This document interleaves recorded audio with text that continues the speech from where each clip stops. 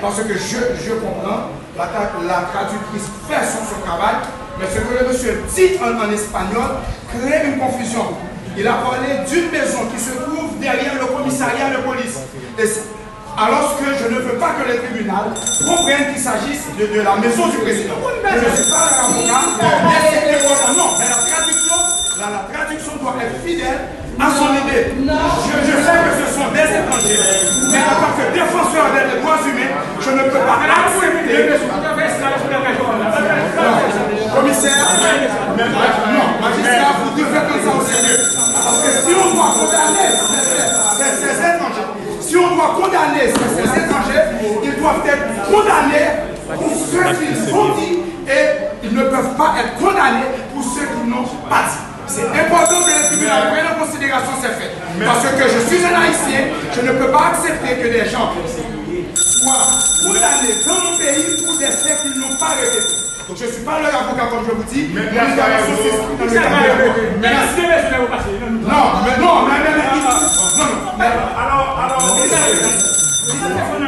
Ces déclarations doivent être circonduites silence. Parce que moi je parle espagnol, je parle très bien espagnol.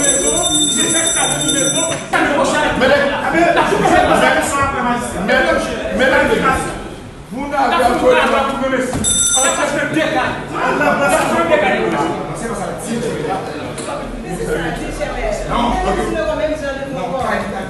mes chers avocats,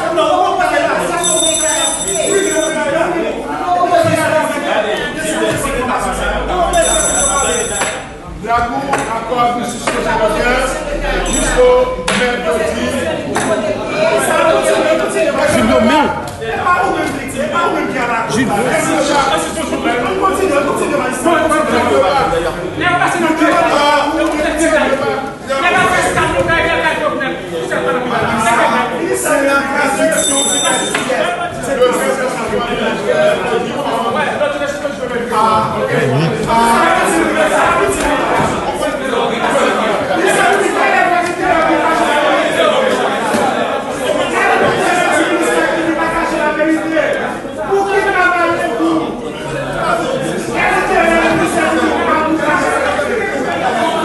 Messieurs, nous avons fait ça. On a porté pour le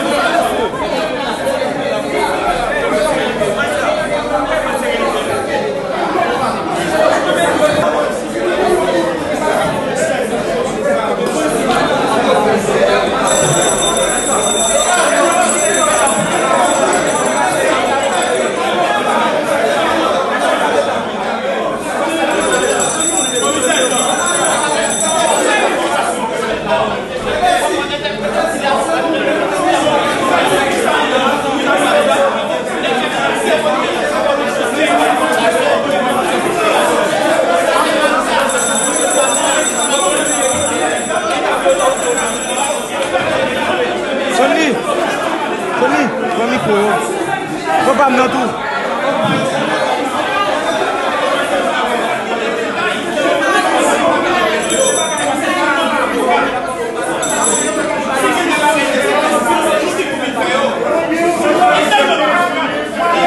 Est-ce que nous ne pouvons pas aboutir pour ça, monsieur?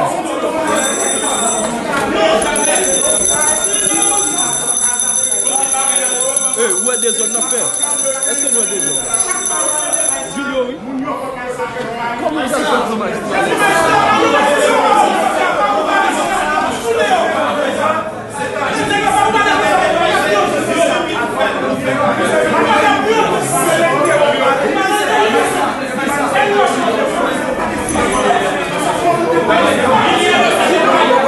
Pourquoi ça va être placé?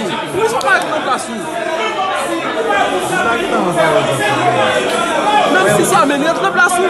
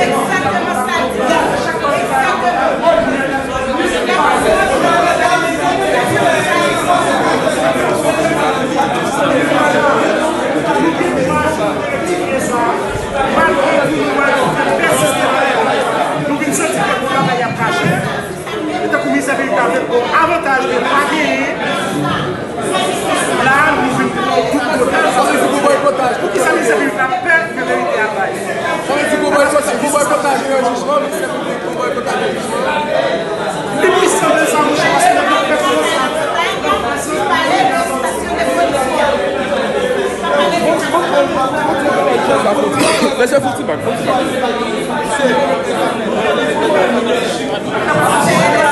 Ok, Chamet, je dis à nous, ouais, magistrat lui-même nous envoie au juge. Est-ce qu'on peut expliquer nous qui ça qui nous passe? C'est que c'est là où tu fais renvoyer. C'est un incident, d'accord, qui peut jouer au juge.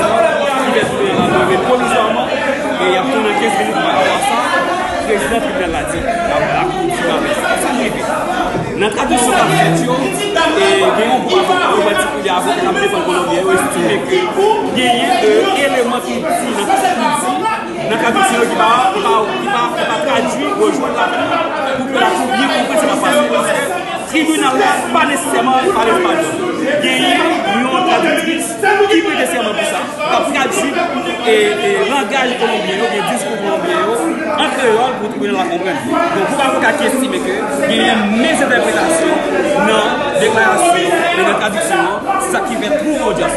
Donc, c'est pas audience qui est en bien, mais c'est un incident d'avoir passé ma cour qui fait audience provisoire. Leurs idées qui sont un peu mal interprétées. Et moi, personnellement, je parle l'espagnol, je comprends l'espagnol. Je sais que la traductrice fait de son mieux pour traduire la pensée de ces Colombiens, mais je pense qu'elle doit être secondée par quelqu'un d'autre parce qu'il y a une chaleur suffocante ici. Nous sommes tous fatigués, c'est la sueur tout et tout, mais ces gens ont le droit de se faire représenter de la meilleure façon que soit. Leurs avocats ont soulevé des points, à mon avis, qui sont des points cruciaux. Nous avons besoin d'un traducteur juridique. La dame traduit bien, mais il y a une différence entre traduire des idées générales et traduire des faits juridiques. Je vais vous donner un exemple. Le monsieur a dit tout à l'heure motivo. Motivo, quand on regarde ça, on a tendance à traduire ça par motif. Mais généralement, ça peut être l'intention, dépendamment du sens de la phrase. Ça peut être motivation pour faire quelque chose. Ça peut être également la raison qui pourrait être à la base de telle ou telle action. Mais ce sont des faits que si quelqu'un n'a pas une connaissance de l'espagnol juridique, la personne peut ne pas utiliser le vrai mot.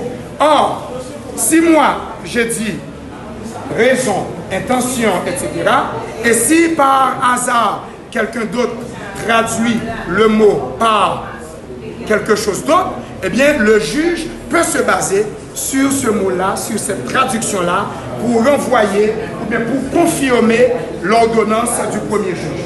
C'est exactement ce que nous voulons éviter. Au moins, il doit y avoir au moins 2 traducteurs dans la salle, parce que quand il fait très très chaud, il faut qu'il y ait au moins 2 personnes. La dame traduit bien, mais elle doit être secondée par quelqu'un d'autre pour nous assurer que ces gens-là, s'ils doivent être condamnés comme des étrangers, qu'ils le soient de la manière la plus juste que possible. Et je répète pour vous, je ne suis pas leur avocat. Celui qui parle là, c'est l'être humain. Celui qui parle là, c'est le défenseur des droits humains. Que l'humain soit un étranger ou un national. C'était le point que je voulais faire passer et j'espère que le ministère de la Justice prendra en considération ces faits et on verra au moins 2 traducteurs ici. Quand madame est fatiguée, quelqu'un d'autre va la remplacer, juste pour nous assurer que la représentation, la traduction est fidèle à l'idée de ces étrangers dont j'ignore leur provenance et je ne peux pas affirmer s'ils ont assassiné ou s'ils n'ont pas assassiné le président. C'est la justice qui va dire son mot là-dedans, tout comme moi je défends 2 autres personnes, mais mon intervention c'était juste pour faire la remarque au ministère public et aux 3 magistrats qui sont ici. Les juges ont ordonné une suspension d'audience.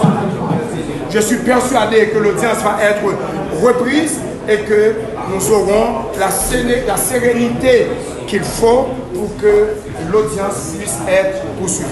Merci beaucoup.